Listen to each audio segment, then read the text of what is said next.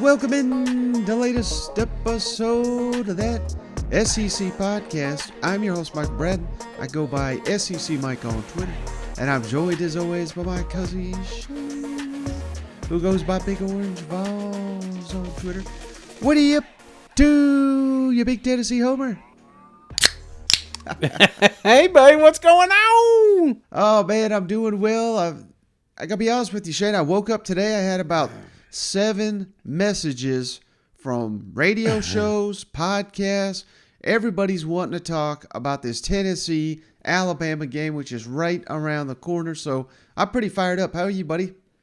Oh, man, it's nervous anticipation. You know what I'm saying? It's like the closer we get, it's like you got a real big, important test coming up. And you know you studied for it. You should be fine, but you know, you failed it the last time you took it, you know? So it's like, that's kind of what I'm feeling, is just those nervous butterflies, anticipation. I know we're going to have a great weekend of college football, not just my Tennessee Volunteers. We got a lot of outstanding games coming up this Saturday, and I'm just pumped up, man, absolutely pumped up, and trying to soak it in, because, again, it feels like October and November. They go by so damn quick, and next thing you know, it's February, and like, where the hell did college football goes? So I'm trying to just sponge up I mean, it's the best time of the year, man. The leaves have changed. I got chili in the crock pot. You know, it's just it is college football season. You got your family coming in. We're going to be coming down there hopefully in November, Mike, hanging out with you guys. So it's tis the season to be jolly, my friend. Yeah, that's a great way to put it, Shane. And hey, I reached out to a couple friends of the show. We got Chris Marler, big Bama homer. He's going to break down this game. We got my man Cody McClure, the original co-host of that SEC the podcast, OG, Fox Sports Knoxville radio host. He's going to be covering the Tennessee side. So we got dueling interviews here, Shane. We're going to throw that on in just a moment. But hey, we are the podcast that does our best to hit on all SEC teams, Shane. Not just homer teams here, but so we've got 11 SEC teams in action this weekend. Yep. With they're all conference games aside from BYU Arkansas, so that's why we got an odd number here. I rank these, Shane. I want to get your thoughts on it. Who needs a win the most this week in the SEC? So I got 1 through 11. So real quick, Shane, while you think about your answers, I'm just going to run it down real quick. The games we got on the docket. Of course, Alabama at Tennessee. Mississippi State at Kentucky. Vanderbilt at Georgia. LSU at Florida. Auburn at Ole Miss. And Arkansas at BYU. So ooh. You ready to hear my list, and then you could critique it as we go here? Yes, I am ready, man. This is let me marinate it here for a second. I'm looking at the schedule. Okay. All right. So you're going to give me your list. Are you starting least important to most important, or are you just how you doing your list here? That's exactly how I'm going to do it. Least. Okay. All right. The team I go first with, they least need to win, and then the last team, they need it. They need it bad, Shane. They need it. All right. All right, this may be a stunner, Shane, and I'm not trying to put a damper on anything.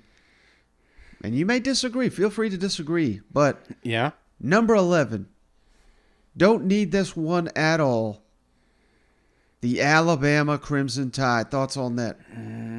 Well, I kind of felt like you were going to go there, Mike. And it's something what we talked about last few days. It's not a must win. Right. Alabama can lose this game against Tennessee and win out, still make an SEC championship. So I see what you're saying, but I still think it's important because of the national media attention that's being brought upon this game. The fact that game day's there, everybody's making this to be one of the greatest games of SEC up to date in 22. Some of them, shit. Some of all fans in the last 20 years, they think that's how big this game is. So I still think that it needs to be moved up a little bit on this list just because of that national media attention. Not that Saban needs it, not that the Crimson Tide needs it, but there's going to be a lot of people talking about it after the fact, especially if they drop this game. So not as important, but I think it's a little more important than you're giving it credit for here. Okay. Now, how about this one, Shay? Next on the list, number 10, Georgia Bulldogs. I mean, it is an East opponent. Hell, you really just – the main thing you want out of this one, Shane, is if you drop this Dog Nation, my God, the memes are going to be ridiculous for the rest of eternity if you lose to this Vanderbilt team at home. Of course, Kirby has lost to Vanderbilt once before, and he probably never will again after that first matchup. Right. So, I guess you could argue Georgia, you could move this up a little bit. But again, a miracle of all miracles could happen. Vanderbilt could win this game, and still Georgia would control their destiny to Atlanta. So this just doesn't seem like a must-win at all for the Bulldogs.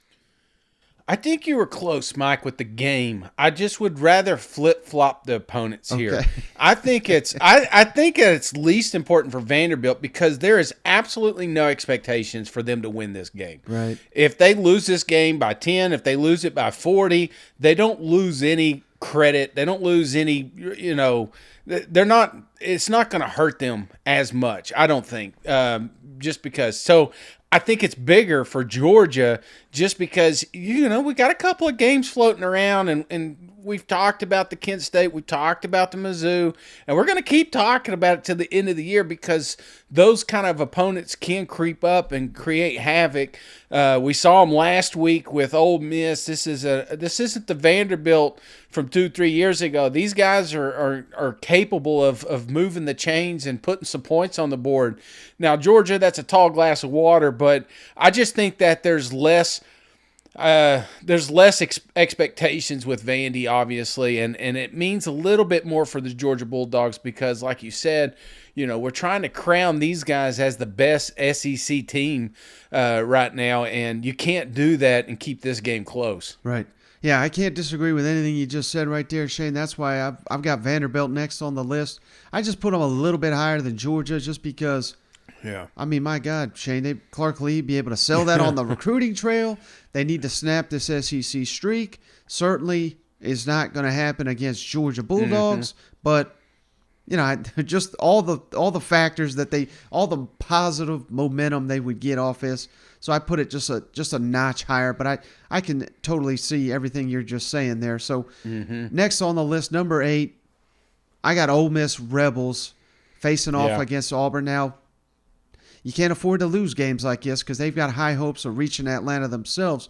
But, I just don't think I guess more the threat of Auburn is just not scaring me if I'm Ole Miss. So I put them a little bit high on this list, number 8. What's your thoughts on that?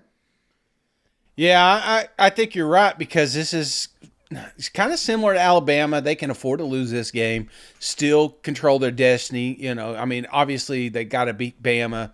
They're going to have to beat some very tough opponents coming up. Mississippi State, one of those in the Egg Bowl. But if they do drop the Auburn game, they still can make it to an SEC championship. But, yeah, I just think there's not a lot of expectations in this game. Everybody's expecting them to win. So, couple score favorite here. So I think you got this one placed well. How about this one, Shane? Number 7, Florida Gators at home hosting LSU. I think this is big for Billy Napier and company to get their first win over LSU. I mean, Billy Napier, Brian Kelly, they're going to be judged how they perform against one another for years to come. You're sitting here at 4-2. You could argue they could be 6-0. I heard someone say they could also be 1-5. I mean, this is kind of what the team is, and they're winning a lot of close games. They've obviously dropped a couple, but not a must win by any means for Florida. It is at home. You really want to get this one, But, there's going to be, I think, a little bit more pressure on LSU to get this win than Florida. What's your thoughts on that? Yeah, because this game's clearly not going to decide anything in the SEC. I think it's more for pride. Here's two programs with coaches that were floating around with when both these jobs were available. I think that's more of the story. The fact that this is a rivalry, but Vegas has got this 2.5 spread right now, so there's. They don't know. It's a coin toss. So I think that kind of creates one thing I find if LSU's undefeated at this point, obviously there's a lot more pressure on them. Florida bouncing, ups and downs, I just don't think the expectations are there yet. But, you are at home. So which one did you pick? Because I kind of got these both neck and neck here. So did you go Florida? Then LSU? Or? Yeah, that's exactly how I did it. Florida, then LSU. And here's the key difference for me, Shane. LSU, why they need this one, I think, a little bit more. Obviously, just lost a game in embarrassing fashion at home. But next week, Shane, they play Ole Miss, undefeated. And then the following game's Alabama. So, we're talking a 4 games losing streak potentially if you drop this Florida game. So it's just so imperative, I think, that LSU wins on Saturday. Otherwise, the season's going sideways on you real quick. You may be on something there. Just scheduling alone, you just can't. You need to get that positive momentum, and one of these teams are gonna. I think that's the beauty of this game. It's like you're teeing up the rest of the season for that program.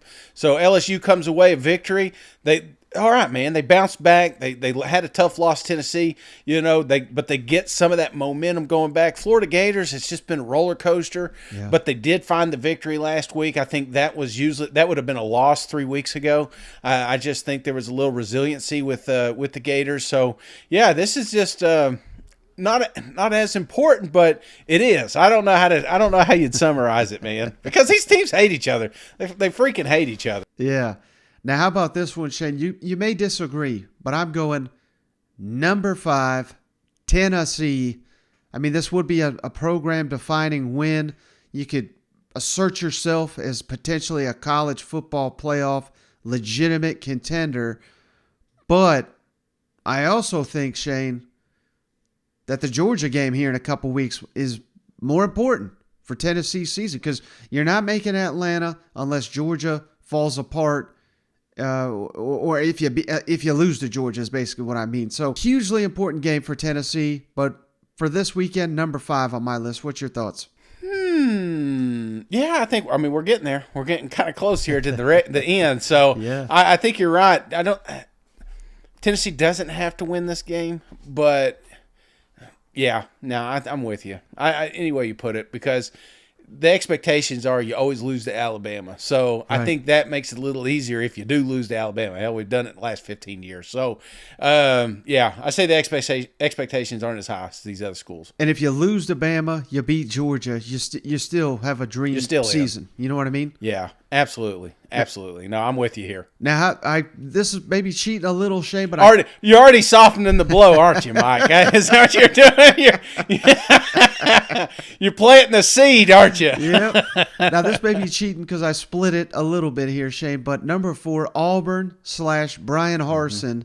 Mm-hmm. They're just desperate for some positive momentum to potentially save his job. I think even beating undefeated Ole Miss, they'd still probably fire him. We got a bye week coming up. If they drop this game, he may be gone. So number 4 on my list, Auburn. You're praying for some positive momentum, unless you're one of these fans that wants a coaching change. But other than that, this is a paramount game for the Tigers. Yeah, in fact, I think I'd have it a little higher on the list just because you've already broke out the statistics of how many times an Auburn coach was fired after an Ole Miss loss. So, coming in a double-digit underdog, I think makes it a little bit easier. But I think this is a must-win situation for Brian. If there's just a smidge of hope that he could be the coach for the remainder of the season and potentially moving forward, a top 10 win is absolutely paramount. So I'm with you. Very, very important. That's just life in the SEC, Shane. On the road, undefeated, top 10 opponent. You got to win it. I was like, oh, my God. Like, no, only in this league. You know what?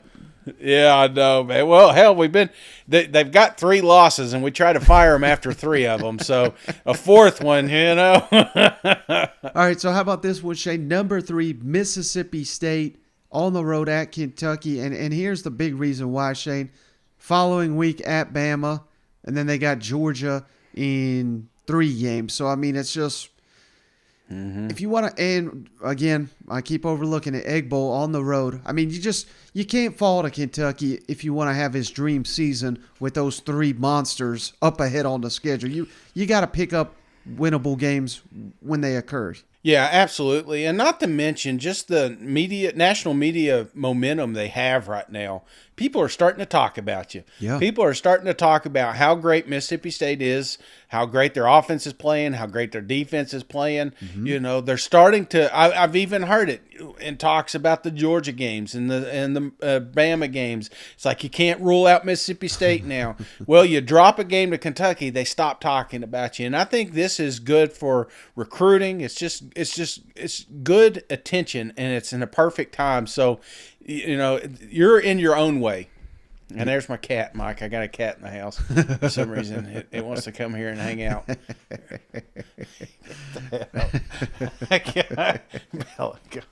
Oh, I hate this cat. I really do. My wife, long story short, nothing against cats, but I just don't like them. And it was her mama's cat, so she's like, "Oh, we got to bring this cat in," and so I mean, what do you say? So I'm like, okay, and then I'm Googling how long cats live, and I'm like, this damn thing's gonna outlive me, So I'm a cat owner for the rest of my life. Well, I'm not ready to get to the cats on my side just yet, Shane. Number 2, Arkansas Razorbacks. We talked about it.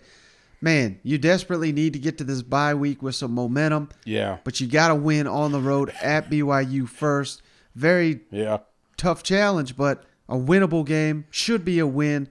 But if you drop this one, my God, Shane, I mean, these fans are ready to jump off the ship. And hell, they'll be, in the air, ready to hit that water if we lose to BYU. You know what?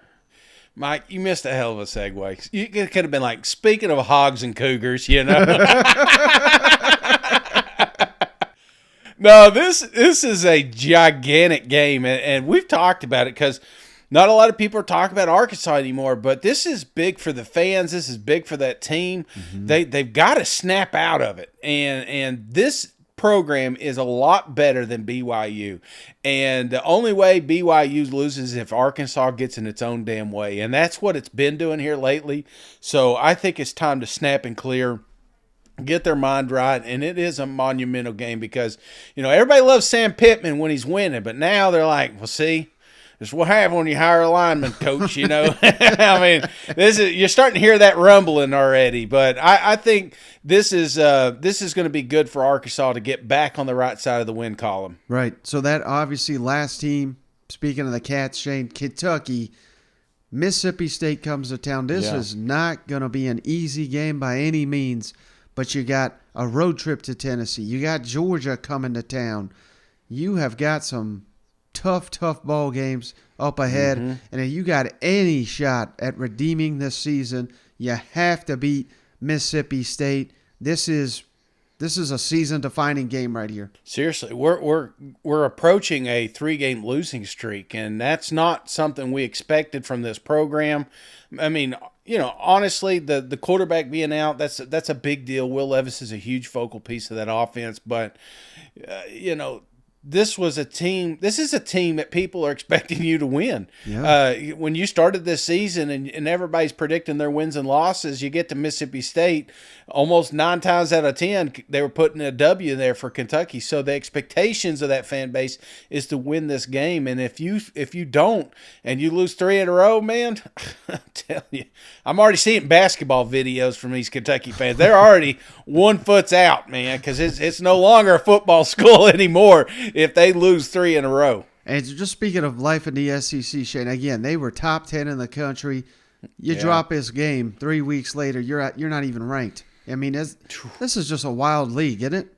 Yeah, it really is, and that's the thing. The bottom can drop out at any time, and then you could be a hero in no time. So that's why I think this is a big weekend for SEC. It's that separation Saturday I was telling you about. Yep.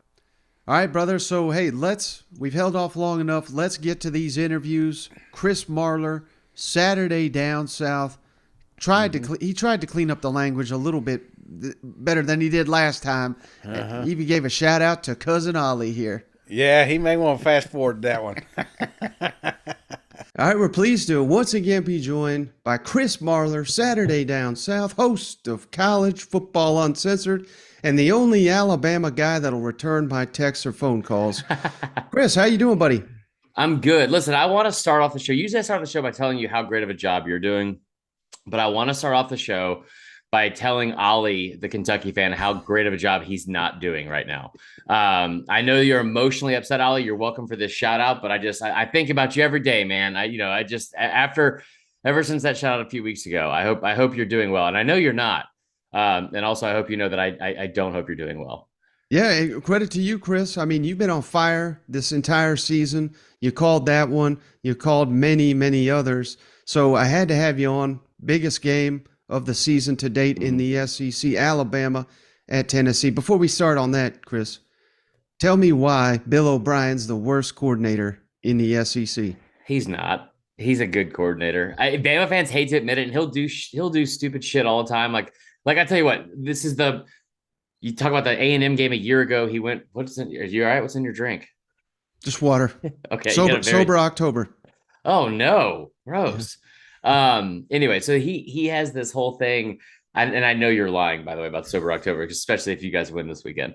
But no, he had a thing where he against A&M, where he had 3 straight passing plays on the 1 yard line a year ago, which was stupid. I think maybe the dumbest play call I've seen all year, maybe from any team, besides that oopsie-doop play on the first play of the Kentucky-Carolina game a week ago. But like when you have, you get a 77-yard run on 3rd and 15 from Jalen Milroe against Arkansas, and then you go play action pass on the goal line. That is just, that was a couple weeks ago against Arkansas. He's a good coordinator, man. They're top 10 in the offense. They're top 10 offense in the country. Top 10 defense in the country too. The whole fire Pete Golding and fire Bill O'Brien thing cracks me up. Now, how concerned, if at all, were you last week that old Jimbo was going to dial up a play to beat Alabama? Very concerned. I was living a fucking nightmare last week, Mike. It was my girlfriend's 3rd birthday of the week, first off. So we went to Athens. So I had to be around Georgia and Auburn fans all day. But no, the reason why I'd be concerned, we were coming back on a party bus. I had to watch this stupid thing on a phone. You saw it earlier in the game. He dialed up a play near the goal line that was a good play, and somebody was wide open. So why, I get going to Stewart in that situation. He'd been big all game, and I get all that kind of stuff. But man, you're an offensive genius. You're a quarterback whisperer, right? Like you're a QB whisperer. How is that your play call? I mean, this is not a one-off. I mean, it was Texas. It was all last season. These close games, particularly on the road. Last week was even at home. How big of a concern is that going into this Tennessee game? So I'm not saying this in an arrogant way, and you know how my instincts are always wrong, especially when it comes to women and marriage. Just but when you talk about like the concern, and I think there is one. You and I have talked about this for a while, and I think that it took a while for people to catch on, but Bama's not a good road team. They looked really good early on against Arkansas. They outside of the 3rd quarter, they looked great for most of that game, I think. But that's still a pretty significant part when you give up 23 points and in that kind of time span.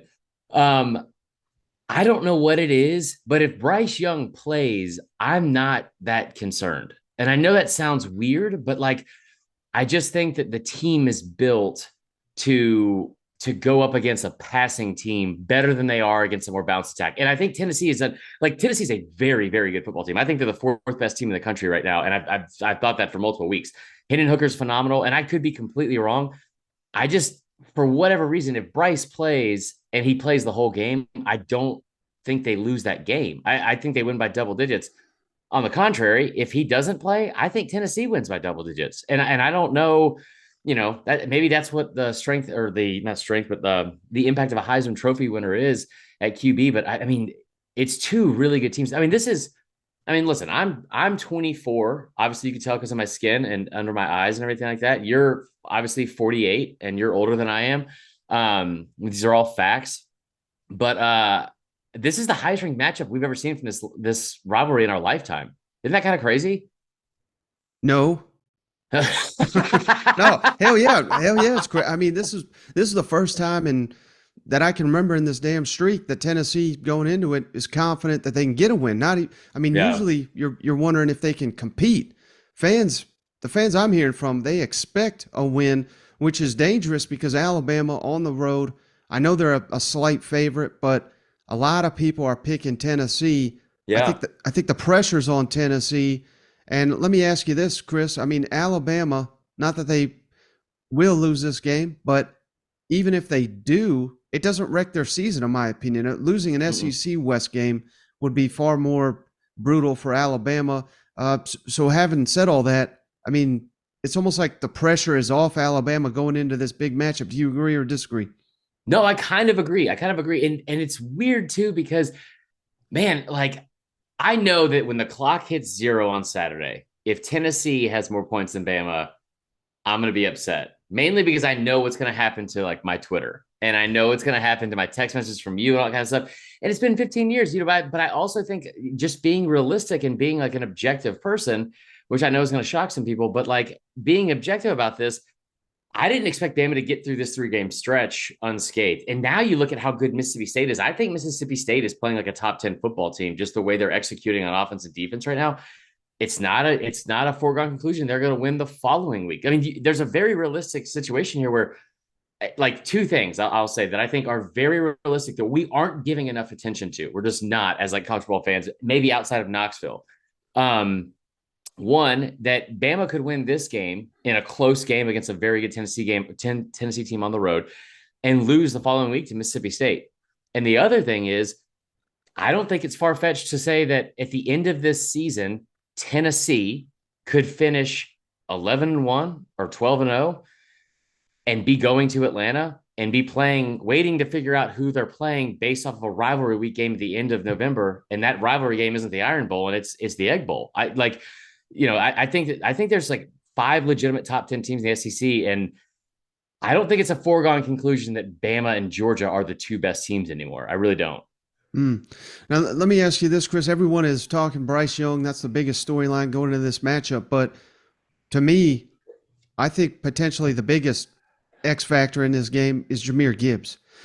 Tennessee's run defense looks good on paper. I think that's a factor of teams passing like crazy on Tennessee. So thoughts on Jahmyr Gibbs? I mean, last time I had you on, you were kind of flirting with Jace McClellan being Alabama's best running back. I would assume you're off that because Gibbs looks like one of the most dominant players in college football. Yeah, I tell you what, that one step that he's got like going into the hole is really, really impressive. And I was off. Maybe that's another example of my instincts there. Just being wrong. Because Jace McClellan, after the Arkansas game, you look at it, those two players are leading the country in yards per carry. They're 1 and 2. And now you look at it and Jahmyr is still top 4. Oddly enough, Jalen Milroe's also in there. And then who number 5 is? It's just a fun fact for you, is Bo Nix. Just adding that in there for some fun. But no, I think it's a good 1-2 punch. But the other thing is too that we saw this, and Jace came in on a questionable Bill O'Brien call, I think, on 3rd down. I don't know why you have Jahmyr Gibbs coming in motion on the 3rd and 2 to like right before the punt, and you hand off to Jace McClellan, who had fumbled earlier in the game. You still have Roydell Williams. You got some good backs, but I do think Bama's gonna have to run the football 40 times in this game.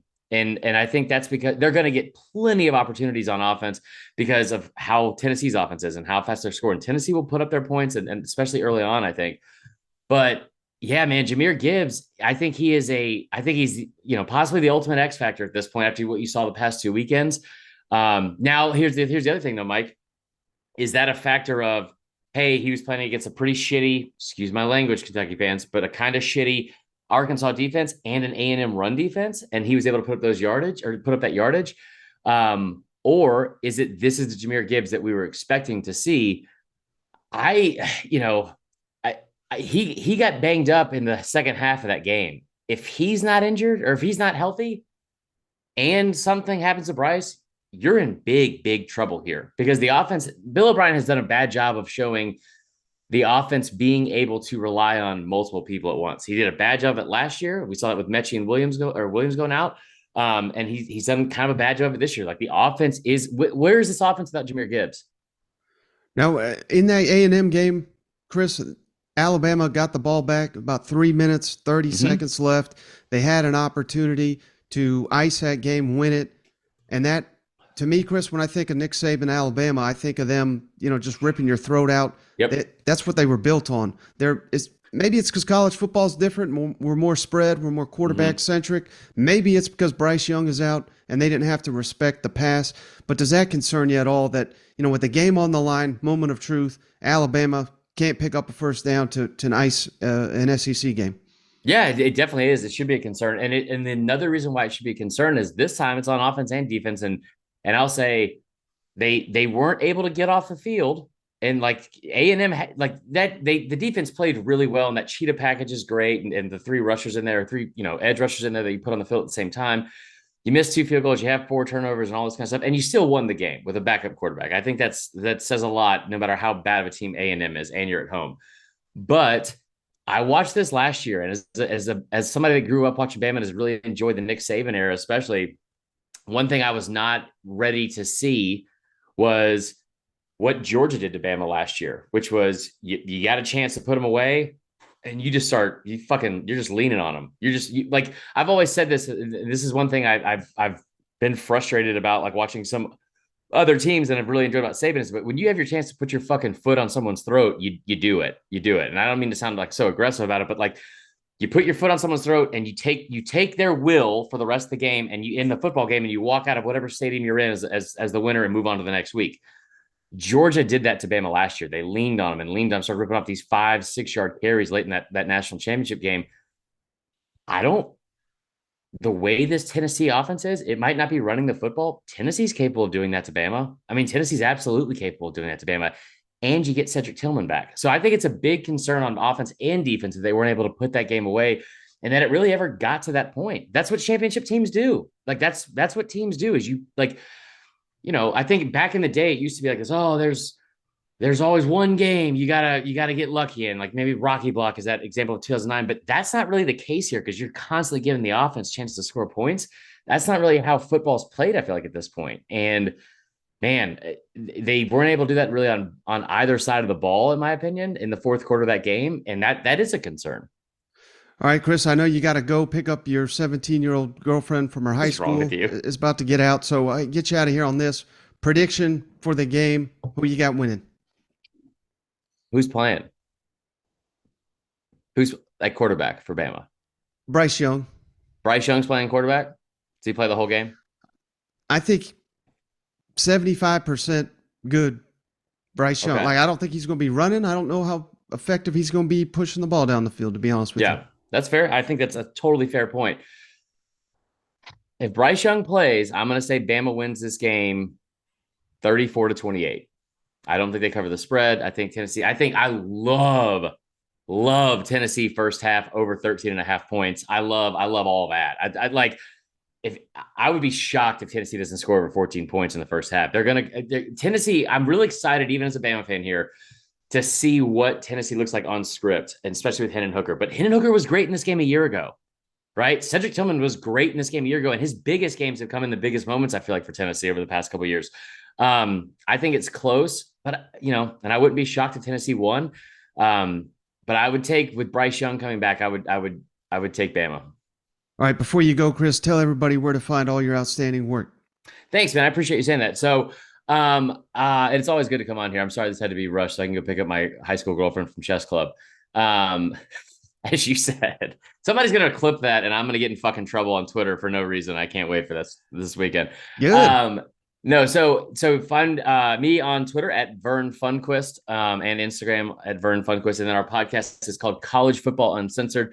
It's not as organized or as buttoned up as Mike and that SEC podcast, but it's a lot of fun. And if you love college football and you hate the bleep button, you will like it a lot. Okay, I can't wait to call you crying when you after Alabama loses. So have a good weekend with that. You too, buddy.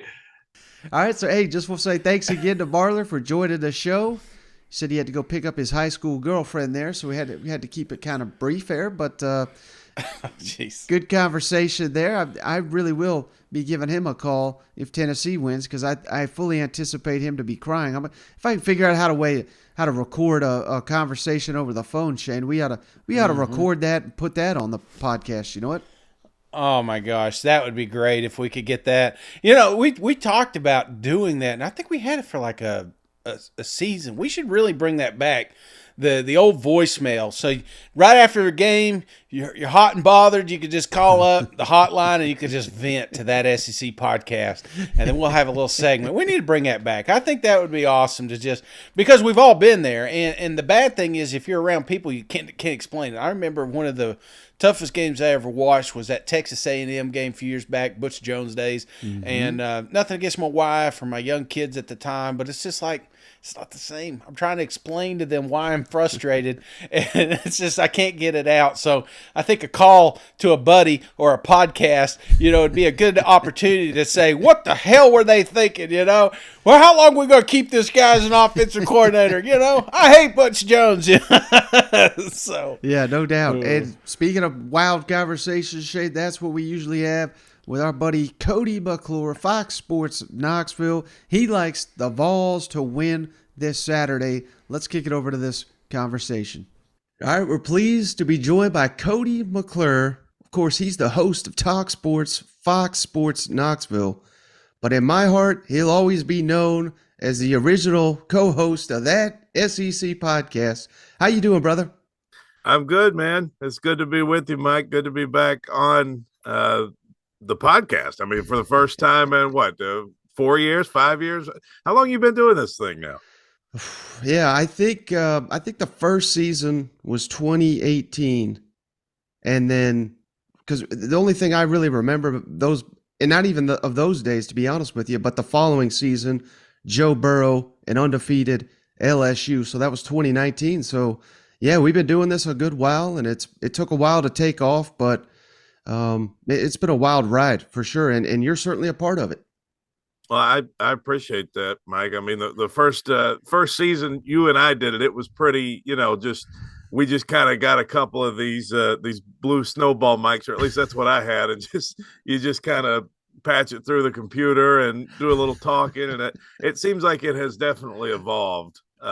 You've got a whole professional logo back there, I see, and I see all your graphics and everything. So glad to see you growing this thing, and it is cool to say I could at least be a part of it just for a little while. Yeah, no doubt. I can't wait for the lawsuit. But let's, the reason I have you on, of course, big game, huge game, game of the week, game of the year, potentially in the SEC, Alabama coming to Tennessee. Can you just provide for those not in Knoxville, just the buzz around town? I mean, is it comparable to Florida, or is this on a different level? It's a different level. The only way I can describe the buzz in town is just consistent. I mean, it has not let up since the second half of the LSU game. It's just, I know a lot of people are like me. So basically for me, I've just been scrolling Twitter. You know that thing on your phone that shows you like the screen time? And yeah. I mean, I have been looking at Twitter an unhealthy amount. I've been watching coverage on TV an unhealthy amount, watching Feinbaum and all that stuff. I mean, it is the biggest game in Neyland Stadium, Mike, in 25 years. It's a quarter century. I think the 98 Florida game, I mean, it was number 6 versus number 2, right? So You haven't had a matchup of this magnitude since then. There's a couple that come to mind that were big. I thought of, say, '04 Florida, '06 Florida, 2016 Florida. But that's not even rankings wise. That wasn't even close.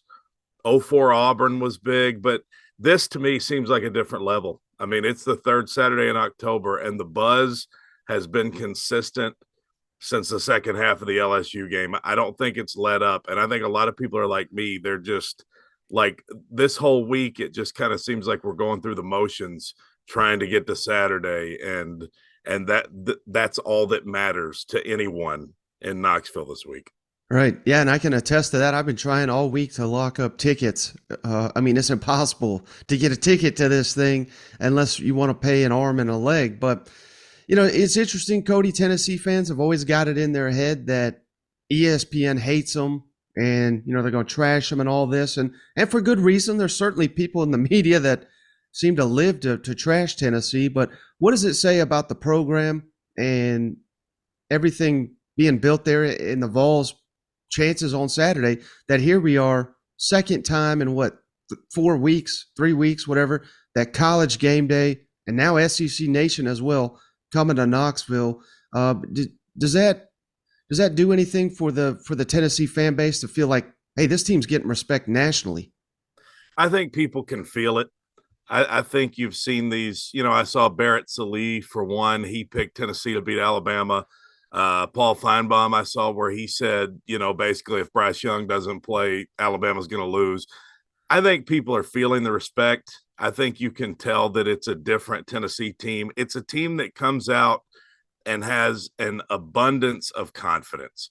You can just see them on the field. I believe it was it Reese Davis that said that Tennessee is just oozing confidence.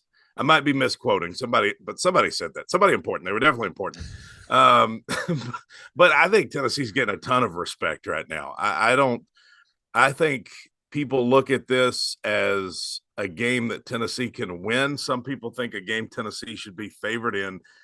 I don't see how you look at this offense with Hooker and these receivers. You've got 3 NFL level receivers out there. I don't know how you look at that offense and not think Tennessee has a chance to win. Now, are there questions? Sure. Does Bryce Young play?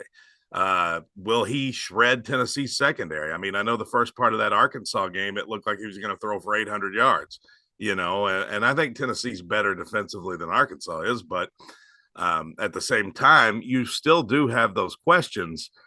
But Vegas, I think, they think Tennessee's going to be close.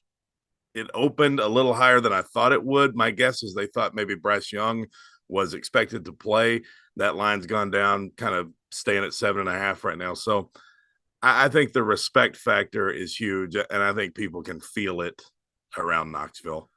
Now, that being said, Cody, this Alabama's in a rare position, excuse me, where they're still the favorites, of course, but like you said, a lot of people like Tennessee, particularly with the spread. Does that concern you? That because hell, Alabama, you count them out. They come out and they beat your ass by 28 points. Well, and another thing about this Alabama is, we're going on 2 years now that Alabama has shown some vulnerabilities. How many close games were they in last year, Mike?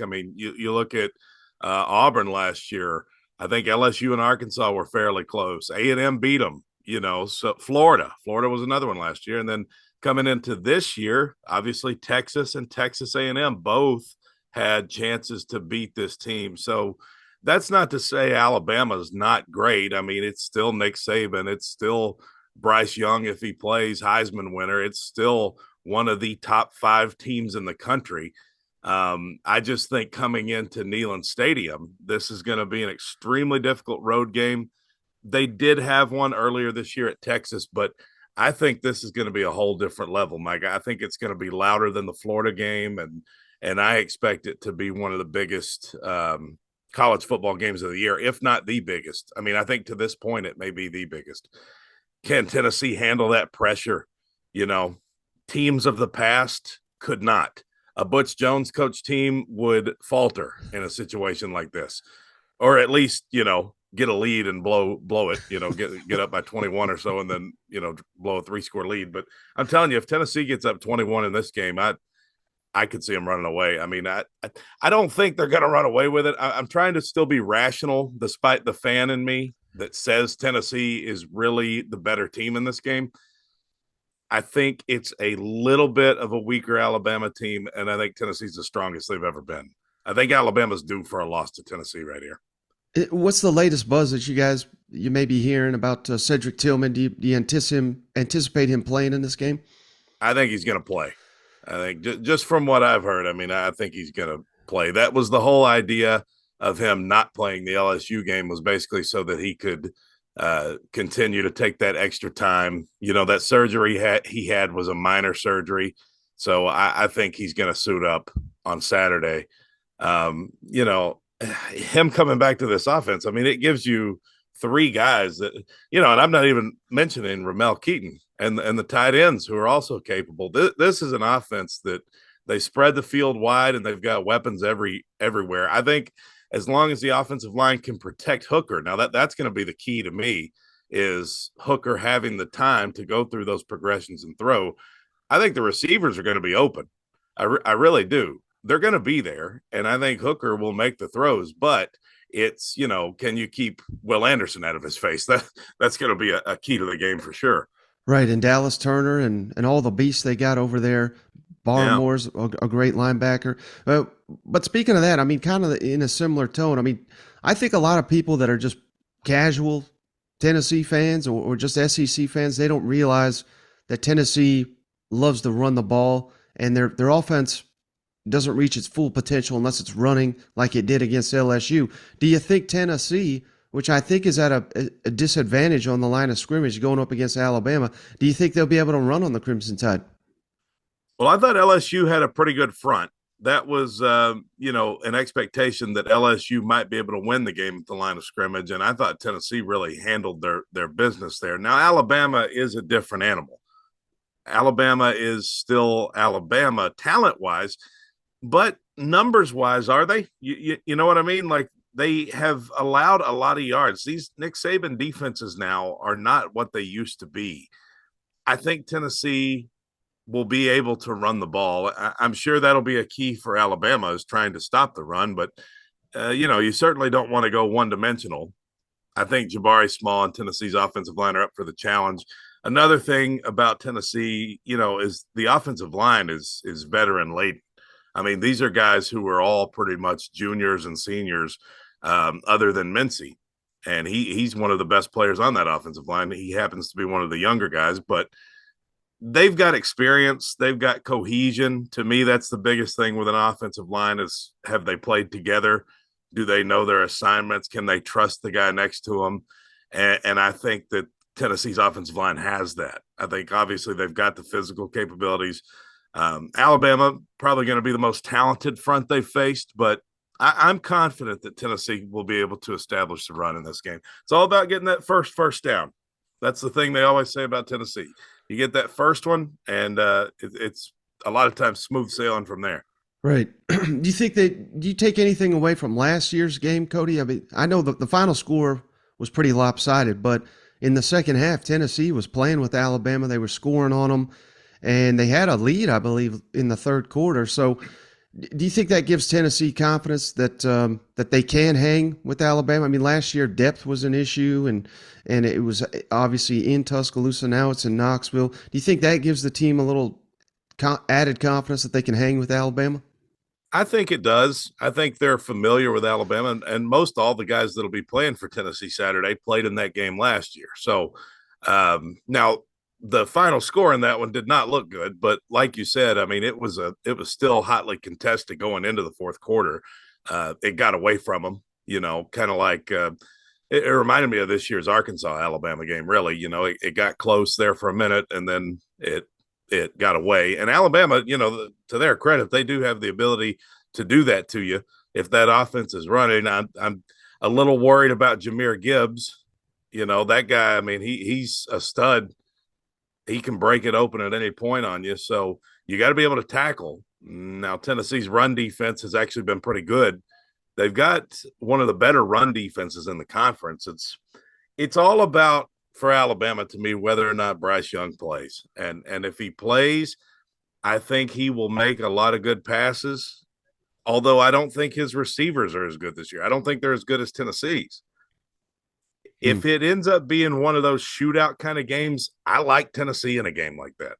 I just think Tennessee's offense is better all around.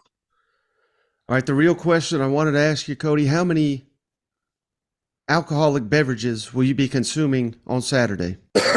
I will be in the sauce, Mike. There's no doubt about it. I will be in the sauce. I was supposed to be working the bar myself on Saturday, and I managed to get a girl to cover that. There's no way I could work this game. So I'm going to be boozing for sure. I think we've got a couple of tailgates we're going to stop by. There's always people on campus, and they're doing a big watch party. I'm kind of like you. I don't know if I'm going to be able to get into this game. I'm still hopeful I can find a way into the stadium, but I really don't see it. I can't really throw $500 at this, although it may be the greatest game day experience ever. Here's the problem, though, Mike. Let's say you take the 500, you take that small 500, and you spend it on a ticket to go in Neyland Stadium.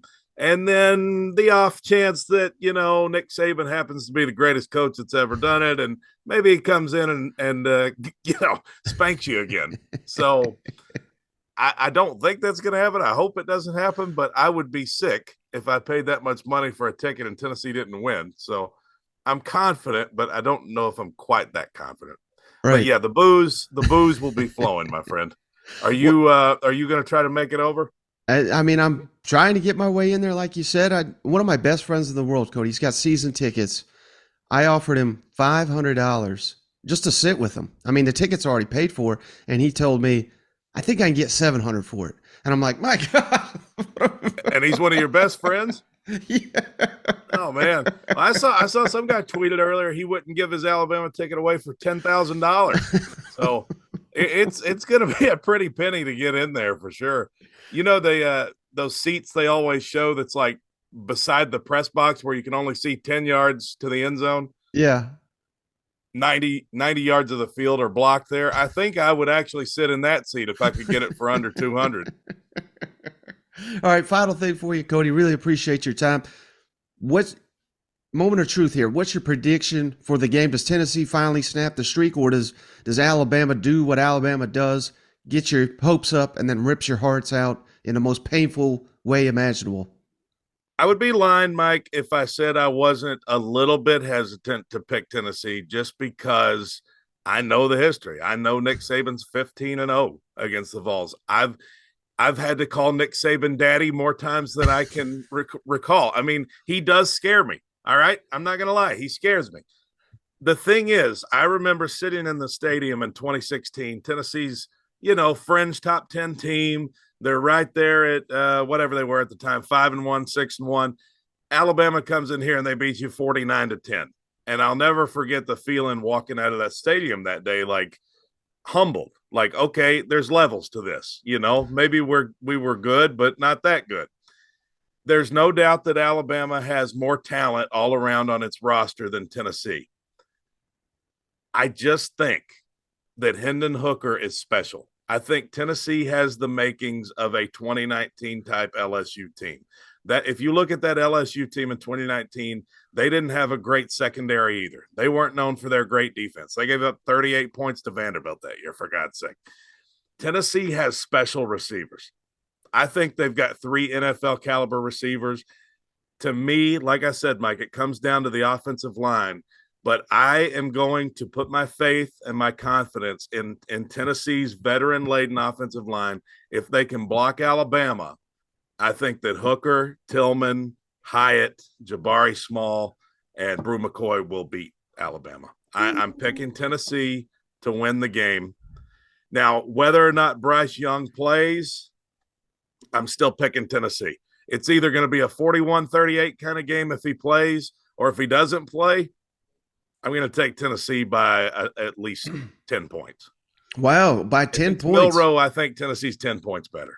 Ooh. Yeah, well, you were definitely drinking that orange Kool-Aid And I don't mind at all, Cody. So before you go, Give tell me a the couple more days, and that orange Kool-Aid will have lots of vodka in it too. before you go, tell the audience where's the best place to find all your work. Well, that's a good question. I'm on Twitter at Cody _McClure, McClure. We do the show every day from noon to 3 on Fox Sports Knoxville. So if you're familiar with that, we're on noon to 3 Eastern time. If you tune in to our show, you'll probably either really like it or really not like it. So that tends to be the people that listen to us. Either you like it or you're like, I would rather listen to paint dry. So, That man, what a pitch right there. But hey, I can't thank you enough, my friend. Thank you for joining the show once again. It was an honor to have you back on. Yeah, brother. Thanks for having me on, and congratulations to everything you're doing, man. It's you're really building this thing. So I hope you'll keep having me on, and we'll keep having you on, and let's grow together in this dangerous media world. Ooh, boy. I mean, I know you like to hear that, didn't you? Oh, I thought I was the big orange homer, huh? No, it's been a while since I heard old Cody. In fact, the first time I ever listened to your podcast, Mike, I think you called it something different back then. But I had to go up there and I was one of your first reviews, 5-star review. I was like, oh, Mike and Cody are killing it, So I never got a koozie for that now that I think about it. I'll be sure to mail one your way. How's that? Oh man, but I'll tell you, he gets me pumped up. I am a Tennessee homer, and the fact. I mean, you know what I'm saying? We got Alabama fans coming out saying, well, this game really doesn't matter, and that's just like what you want to hear as a Tennessee fan. But man, I've been hurt so many times for the last 20-something years, brother. It's just. I don't want to let them in, It's like a bad relationship. You have one of those, you just like, I'm just not ready for the dating scene right now, I'm the same way with this. I want to embrace them, and I want to say, this is the year, this is the one, but man, it may come back and bite me. So, but all things are leaning our way right now, and I'm all for it. So give me that rat poison, Mike. Well, hey, buddy, I think that's a perfect place to end this one. You got anything else before we hop off the line? No, great interviews. Appreciate them taking their time to jump on the pod here. And Mike, appreciate everything you've done to get us to this point and grow us the way we are.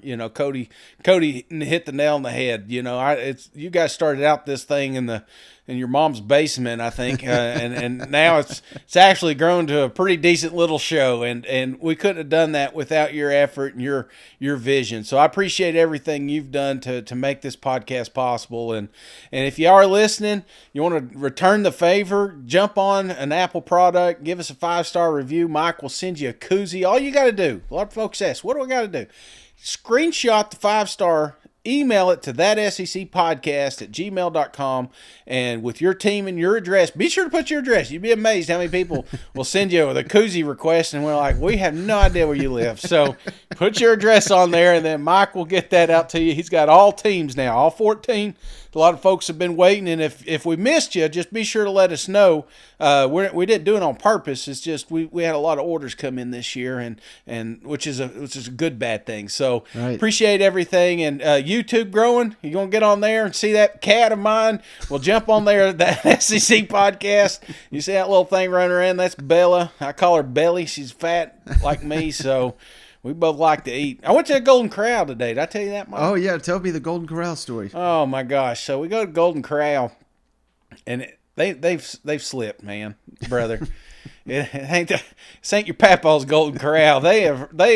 I don't know if you remember Ryan's came in. That was a big deal. And, they're like, they're serving steak over there. And all us fat people were like, okay, well, let's check it out. So we get over there and we're like, oh, this is good. And then Golden Corral, they bumped their game up. And then everybody's like, nah, I'm going back to Golden Corral. You just better bang for your buck. And they were right. But Then it closed all the runs. The problem is it closed all the competition, and Golden Corral just does not give a shit anymore, man. It was like, it reminded me of Vegas Vacation when Cousin Eddie takes him out. He's like, the best $1.45 buffet in Vegas, you know.